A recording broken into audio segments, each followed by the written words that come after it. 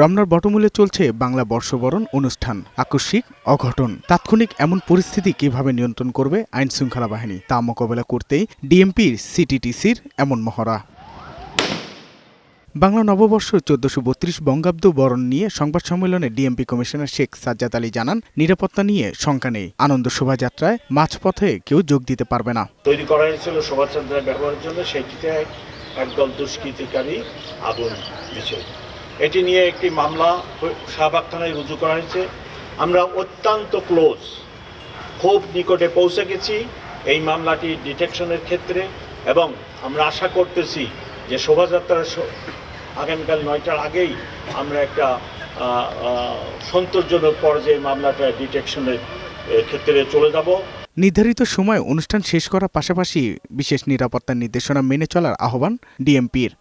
এর আগে রমনা বটমূল পরিদর্শন করেন র্যাবের মহাপরিচালক একেএম শহীদুর রহমান। পরে সাংবাদিকদের তিনি জানান, কয়েক স্তরে সাজানো হয়েছে নিরাপত্তা ব্যবস্থা। আমাদের আপনার ভিতরে ফুট পেট্রোল থাকবে, সাদা পোশাকে আমাদের নজরদারি থাকবে, রাস্তায় আমাদের মোটরসাইকেল টহল, গাড়ির টহল থাকবে। আমাদের আপনার এই এলাকাটি, এই ভেন্যুটিকে আমরা সুইপিং করব। অলরেডি সুইপিং শুরু হয়েছে, একবার করেছি, এবং চূড়ান্তভাবে অনুষ্ঠান শুরুর আগে চূড়ান্তভাবে করা হবে।